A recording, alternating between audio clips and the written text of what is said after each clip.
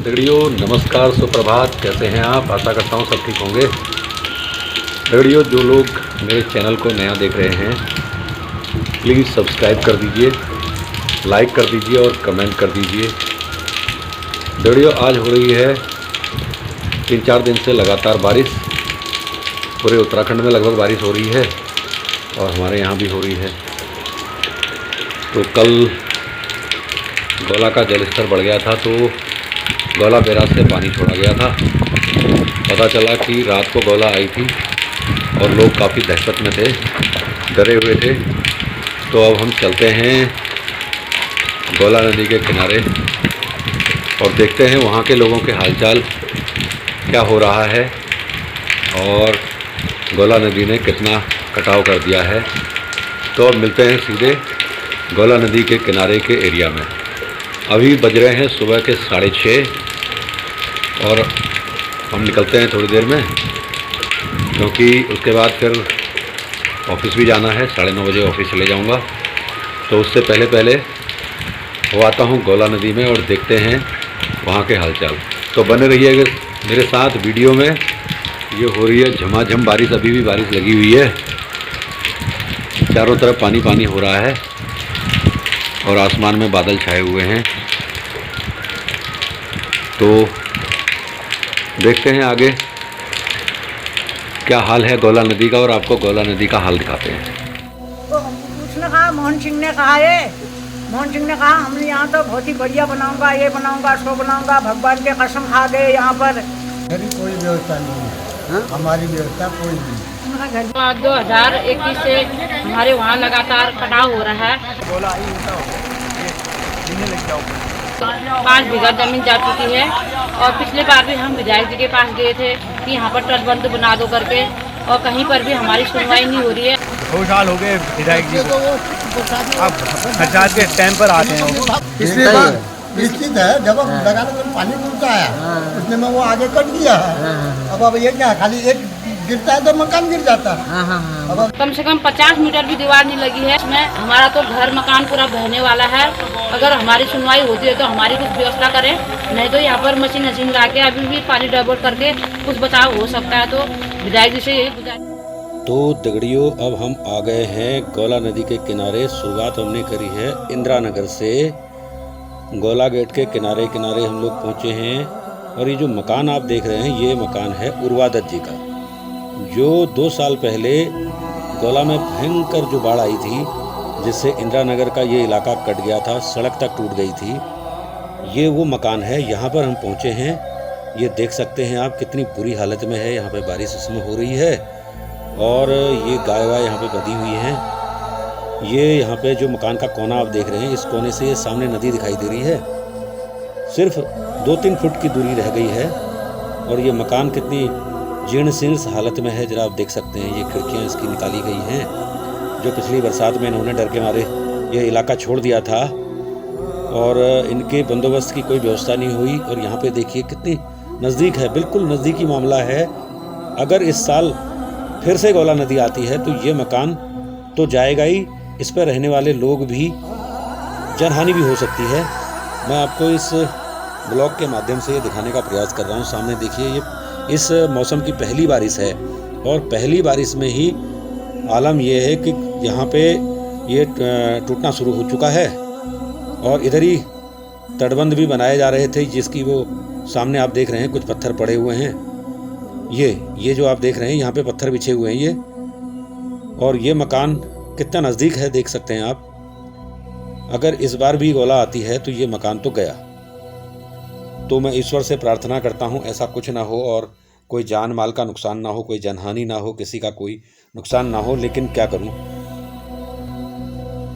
दिखा रहा हूँ, मन में दर्द भी हो रहा है कि कैसे लोग झूठे वादे करके मुकर जाते हैं। ये दरवाजे की हालत देखिए आप, इस मकान की हालत देखिए आप। यहाँ पे 2 साल पहले जो आपदा आई थी उसमें 6 परिवार प्रभावित हुए थे, जिनको आदरणीय किरण डालाकोटी जी ने अपनी ज़मीन दान करी थी, जिस पर सेंचुरी ने वादा किया था कि मकान बना के देंगे। पता नहीं वो मकान बने नहीं बने, कोई पता नहीं है। सेंचुरी वालों का भी वादा करते हैं और मुकर जाते हैं। देख सकते हैं आप ये घर की हालत कितनी खस्ता हाल है।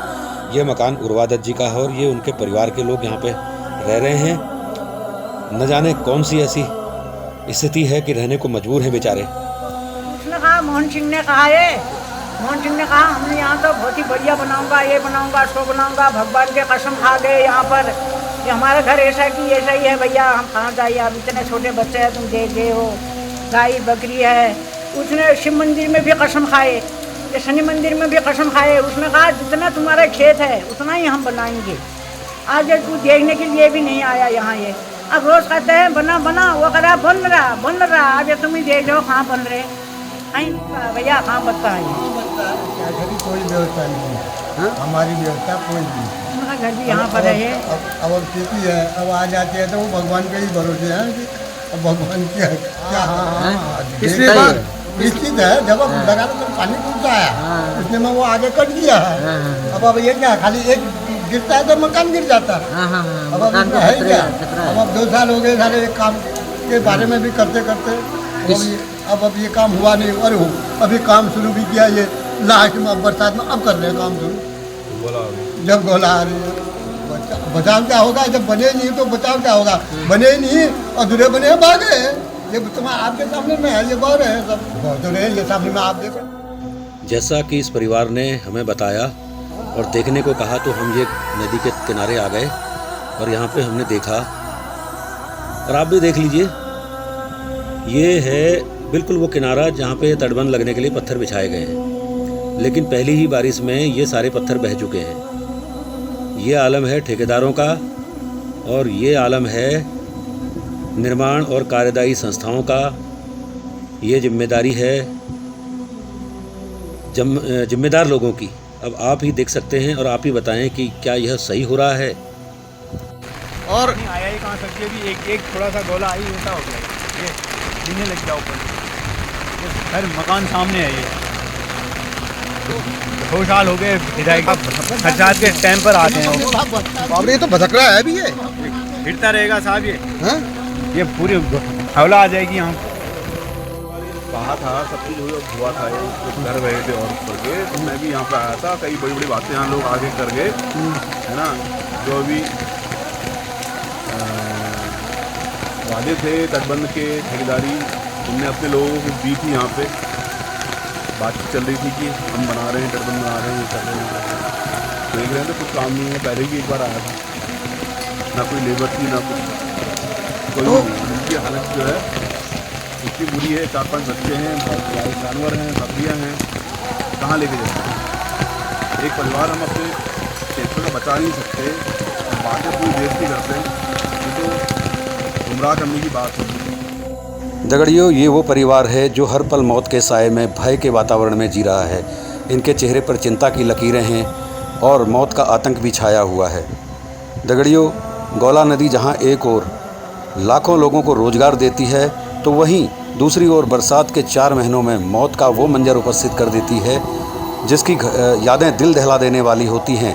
और बरसात खत्म होते होते यह दे जाती है एक ऐसी चोट, एक ऐसा जख्म जो भुलाए नहीं भूलता और लोगों को भयभीत कर जाता है। यह है रावतनगर द्वितीय सिंधु खत्ता, और इधर पूरब की तरफ रावतनगर प्रथम। इस बीच में ये लगातार यहाँ पे कटाव हो रहा है। इस सीज़न की पहली बारिश, और इस बारिश में ये इतना अंदर तक कट चुका है। और अभी जो ठोकर लगी थी, वो ठोकर का कोई अता पता नहीं है। ठोकर सारी बह चुकी हैं, कुछ बह गई हैं, कुछ लगी ही नहीं है। चलिए थोड़ा सा आगे चलते हैं। ये जो सामने आप देख रहे हैं, ये जो यहाँ पे ये पत्थरों का ढेर दिख रहा है, यहाँ पे ठोकर लगी थी, और ये ठोकर अभी तो मामूली बारिश हुई है, इस मामूली बारिश में ही बह गई है। और वो वहाँ पे दूर ग्रामीण खड़े हैं जो अपनी खेत को कटते हुए देख रहे हैं, और क्या कहूँ, शब्द नहीं है। लगातार हर साल प्रतिवर्ष यहाँ पे लोगों की डिमांड रहती है कि गौला से बचाया जाए, गौला से बचाया जाए, लेकिन हमारे क्षेत्र के जनप्रतिनिधि और तमाम राजनीतिक दलों के लोग केवल आश्वासन देते हैं। सरकारें आती हैं जाती हैं, लेकिन इन ग्रामीणों की सुध लेने वाला कोई नहीं है। सबको केवल बोट हथियाने से मतलब रहता है और बिंदु खत्ता अच्छा खासा बोट बैंक है। जैसे भी हो यहाँ के बोट ले लो। ये देख सकते हैं आप, ये सामने घर दिख रहा है, ये सामने मकान है और ये मकान से कुछ ही दूरी पर यहाँ पर ये पेड़ है। यदि पानी यहाँ तक पहुँचता है तो उस मकान यानी वो जो मंदिर दिख रहा है, शायद मंदिर है, मंदिर तक पहुँचने में कोई देर नहीं लगेगी। ये देख सकते हैं आप, पहली बारिश में ही ये हाल है यहाँ पे। ये घर है ग्रामीण महिला का जिनके पति का देहांत हो चुका है। ग्रामीण महिला का नाम है मीना देवी और ये मीना देवी के घर के बिल्कुल पास ये सामने आप देख रहे हैं, ये गौला नदी दिख रही है और यहाँ तक ये जहाँ पे ये खड़े हैं, जो मैंने इससे पहले आपको दिखाया था, यहाँ पे वो लोग खड़े थे और ये यहाँ तक गौला आ चुकी है महज चंद कदम की दूरी पर। और उसके बाद ये मकान है। ज़रा सोचिए कि अगर यहाँ से टूट गया तो ये मकान भी टूटेगा और इस मकान में रहने वाले लोगों का क्या हश्र हो सकता है, ये सोचने का विषय है।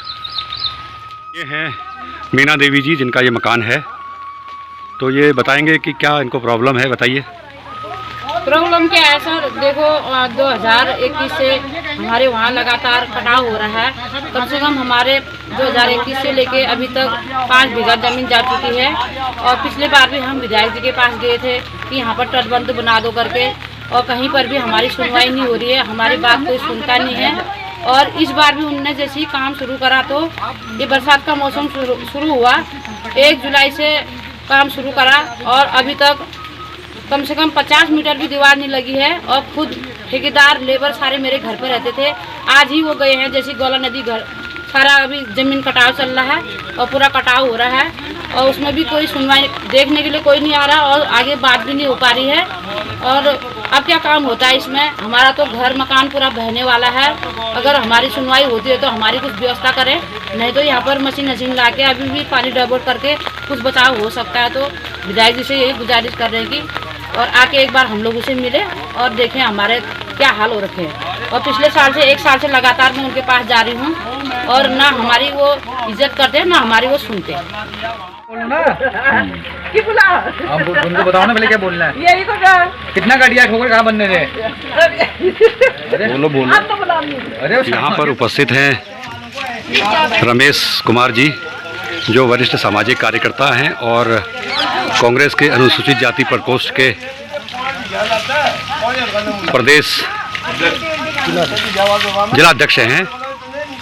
तो क्या कुछ कहना चाहते हैं रमेश जी इस गौला नदी की आए प्रतिवर्ष होने वाली क्षति से और यहाँ से इसके द्वारा होने वाले नुकसान से क्या इनका कहना है, आइए सुनते हैं रमेश जी से। सर ये अगर सरकार, भाजपा की सरकार अगर ये गांव के जो लोग हैं, जो मेहनत करने वाले लोग हैं, जो किसानी कर रहे हैं, अगर इनको बचाने के लिए अगर इनकी मंशा होती तो ये काम 4-5 महीने पहले शुरू कर दिया गया होता और तो ये पूरा जो गांव है बच सकता था। लेकिन अभी 1-2 हफ्ते पहले एक हफ्ता पहले काम शुरू हुआ है और ऊपर से पानी चालू हो गया है बरसात का। तो ऐसे में ये एक दिखाने के लिए काम किया जा रहा है। अगर दिल से ये काम करते, अगर बचाने के लिए सोचते तो ये पहले से काम करते और ये गांव बच सकता था। और कहीं ये ऐसा ना दिखाएं कि हमने काम कर दिया था और ये गौला में बह गया ना। अगर काम किया गया होता तो ये गांव बच सकता था। और गांव के लोग परेशान हैं, अभी रात को नींद नहीं आ रही है लोगों को। लोग कह रहे हैं कि कभी भी अभी पानी आएगा और हर साल इनकी 3-3, 4-4 बीघा ज़मीन बह रही है यहाँ पर। अब इनके जो घर हैं वो जद में आने वाले हैं। तो मैं भाजपा सरकार से ये निवेदन करूँगा, सारे जितने हमारे मंत्री हैं, संतरी हैं, जितने भी लोग हैं कि गांव वालों की तरफ देखें। जो आम मेहनत करने वाले लोग हैं उनके घरों को वैसे भी उजाड़ा जा रहा है और प्रकृति का कहर भी जो बरप रहा है इन लोगों पे, इससे इनका बचाव किया जाए। नहीं तो आने वाले दिनों में जनता तुमको सबक सिखाएगी। हमारे साथ हैं क्षेत्र के वरिष्ठ सामाजिक कार्यकर्ता उमेद राम जी। तो दगड़ियों, उमेद राम जी से बातचीत करते हैं। उमेद राम जी क्या कुछ कहते हैं। ये खुद रावत नगर के निवासी हैं और इनके खेतों से होकर भी गौला नदी गुजरती है। तो आइए जानते हैं उमेद राम जी से क्या कुछ कहते हैं इस संबंध में। ये रावत नगर फर्स्ट कई ये जितने भी गौला नदी के किनारे जो गांव बसे हुए गांव हैं, ये हमेशा ही गौला की जद में जो है आए दिनों जो है लोग यहाँ के प्रभावित हैं, लेकिन शासन प्रशासन द्वारा इस पर कोई भी संज्ञान नहीं लिया जाता है। और जब बाढ़ आती है, अभी देखना कुछ समय बाद जब बाढ़ आ गई है, अब एसडीएम भी आएंगे, डीएम भी आएंगे और यहाँ घर घरों में लोगों से और राहत सामग्री के बारे में कहा जाएगा कि हम तुम्हारे लिए हम खड़े हैं, ये है वो, सबको बरगलाने का काम किया जाएगा। लेकिन शासन प्रशासन समय रहते ही अगर इसमें तटबंध लगाए जाते तो ये स्थिति अब नहीं आती। और ये बाढ़ जो पिछले साल कई इंदिरा नगर सेकंड में 4 मकान बहे और उसके बाद यहाँ पर जो है रावत नगर फर्स्ट में कई 4-5 बीघा ज़मीनें लोगों की कट गई। लेकिन उस समय शासन द्वारा कहा जा रहा था कि हम इसमें जो है गौला बंद होते ही और इसमें तटबंध लगाएंगे, लेकिन तटबंध कब लगाया जा रहा है? जब गौला नदी आ गई है और उस समय यहाँ पर शुरुआत किया जा रहा है और सारे पत्थर ठेकेदारों द्वारा गौला नदी में डाले गए। इसका कोई अमल नहीं लिया, इसका कोई इनको कोई यहाँ पर रुचि नहीं है कि रावत नगर ये जो गौला नदी के किनारे तटबंध है इनको बचाया जाए और इनके ज़मीनें बचा जाए, इनको कोई इससे कोई मतलब नहीं है। और अब आप आगे जनता क्या करेगी? और जनता खुद समझदार है और जनता को इसके बारे में आगे सोचना चाहिए। तो दगड़ियों, कैसा लगा आपको गौला का ये सफ़र? आज का ये सफ़र यहीं पर समाप्त करता हूँ। अब आ गया हूँ मैं घर को और सुबह के बज रहे हैं 8:30, 9:30 बजे मुझे ऑफिस भी जाना है। तो अब मैं नहा धो के तैयार होता हूँ और जाता हूँ ऑफिस को। तब तक आप देखते रहिए आनंदा भावरी यूट्यूब चैनल। दगड़ियों, आपको अच्छा लगा तो प्लीज़ लाइक, शेयर और सब्सक्राइब कर दीजिए और कमेंट करके बता दीजिए। मिलते हैं एक और नए ब्लॉग के साथ, तब तक के लिए देखते रहिए आनंदा भावरी। नमस्कार, पहलाग।